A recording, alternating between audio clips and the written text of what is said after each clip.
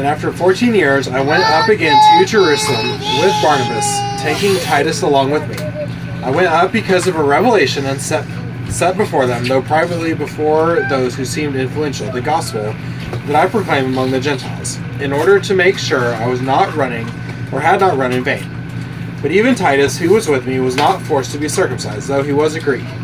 Yet because the false brothers secretly brought in, who slipped in to spy out our freedom that we have in Christ Jesus, so they might bring us into slavery. For to them we did not yield in submission, even for a moment, so the truth of the gospel might be preserved for you. And from those who seem to be influential, what they were makes no difference to me. God shows no partiality. Those, I say, who seemed influential added nothing to me.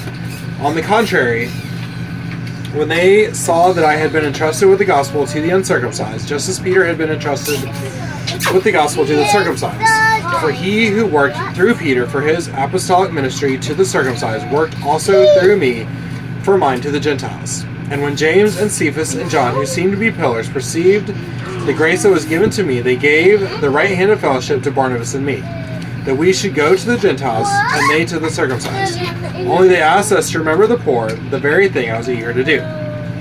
But when Cephas came to Antioch, I opposed him to his face, because he stood condemned.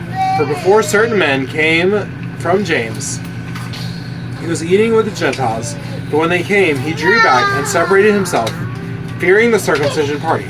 And the rest of the Jews acted hypocritically along with him, so that even Barnabas was led astray by their hypocrisy. But when I saw that their conduct was not in step with the truth of the gospel, I said to Cephas before them all, if you, though a Jew, live like a Gentile and not like a Jew, how can you force the Gentiles to live like Jews?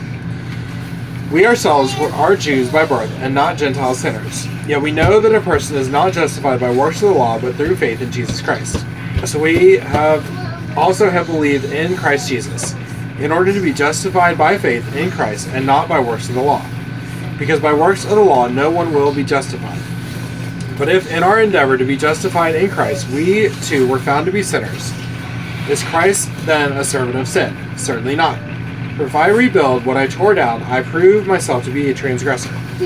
For through the law I died to the law so that I might live to God. I have been crucified with Christ. It is no longer I who live, but Christ who lives in me. And the life I now live in the flesh, I live by faith in the Son of God, who loved me and gave himself for me. I do not nullify the grace of God, for if righteousness were through the law, then Christ died for no purpose. This is the word of the Lord. Thanks be to God.